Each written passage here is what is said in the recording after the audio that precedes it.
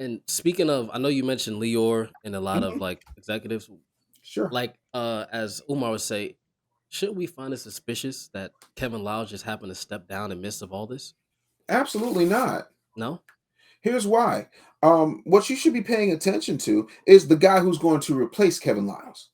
Also, you got to remember, he didn't step down today. He announced that he was stepping down today, but that had already been in the works. I'm not saying that it's not a convenient out, but if you know anything about business, you'll understand that the end of the fiscal year is September 30th, Mm. right? The start of the new fiscal year is October 1st.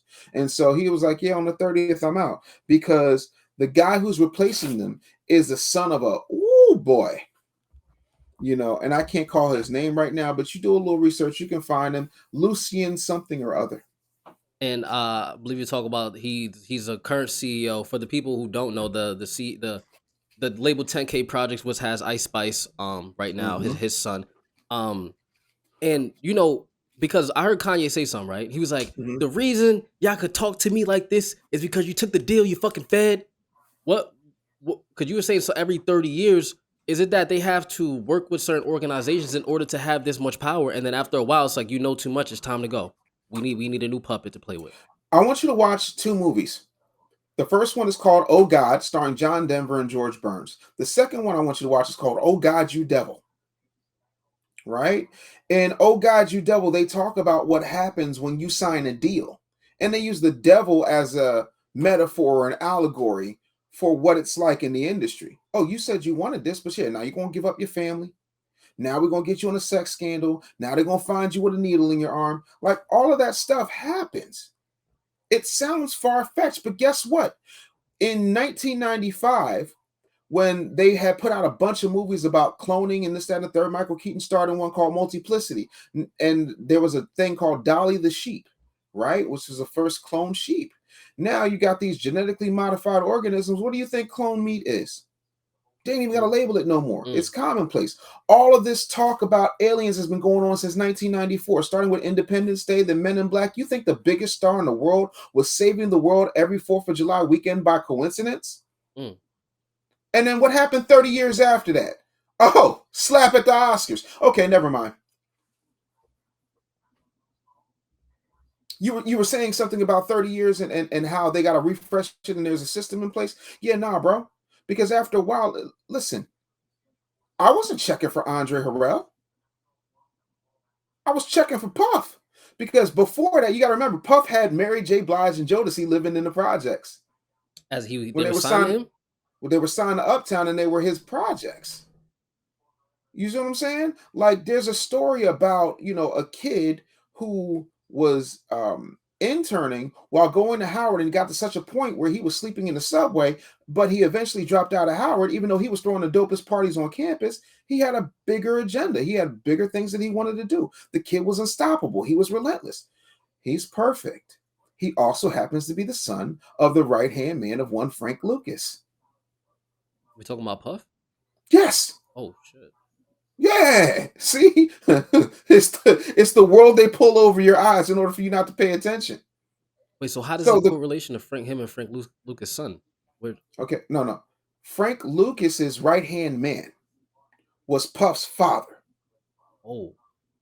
his biological father, which means that Miss Janice was his ride or die. Do you understand what I'm saying? Okay. So that element, that criminality, that ability to um, be morally bankrupt, it's in your DNA, homeboy. He's perfect. And let me tell you something. I can tell you, just having been around law enforcement my entire life, my father, brother, aunts, uncles, um, on different levels, and levels that, you know, we'll just leave it there.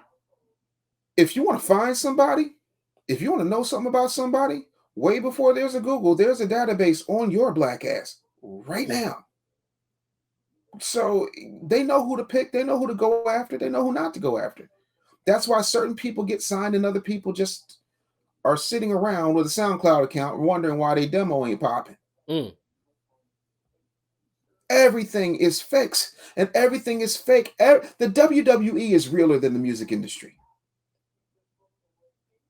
So yeah, like he outgrew his usefulness. But the other part of that is, let's look at this logically. Why in the world would you have cameras in absolutely every single room? Do you think it's just to blackmail your artists? Your artists already are coming in there from a subservient position because you got them on dead to rights contracts. Go watch Making the Band. Go watch what happened with Day 26. Go watch what happened with Danny DeCane. Inez, Sarah Stokes, Dylan, and Dylan, because he spits out fire. Poor Dylan. Poor Dollar. Right? But the thing of it is, Puff said, hey, this is Phil Robinson. Phil Robinson is going to be your manager. Never should a record label head be picking your manager. And if he does pick your manager, it shouldn't be his college roommate. That's what we call in business a conflict of interest, because there's no way you can advocate for me as an artist and a client if, in fact, your best friend is the person you're negotiating with who's the label head. And think about it, with very few exceptions, not talking about the Wu-Tang Clan, because the Wu-Tang Clan is an entire group that started as an entire group and then those members shot off. You can't name me any major rapper's crew who is as dope or as successful as the rapper in question, especially when said rapper is also the CEO of their record label. That goes for Lil Wayne, that goes for Jay-Z, that goes for T.I. If you think I'm lying, wasn't Memphis Bleek supposed to be, quote, new and improved Jay-Z? He did say as Go long as ahead. I'm alive, he's a millionaire. But like Dame said, why everybody else not rich? I don't know. I don't know. And everybody knows Beans is the truth. Beans and Freeway smoke Memphis Bleek on his best day. That's it. His only real hit had Missy and Jay-Z on it. Don't be mad at me. I don't love him. I don't chase him out. Come on, man. Don't play with me. Why is it that all these rappers who are prominent have groups that don't succeed on that level? You can't name me one. The closest you could get is G Unit. But Fifth is when I tell you he is a gifted businessman.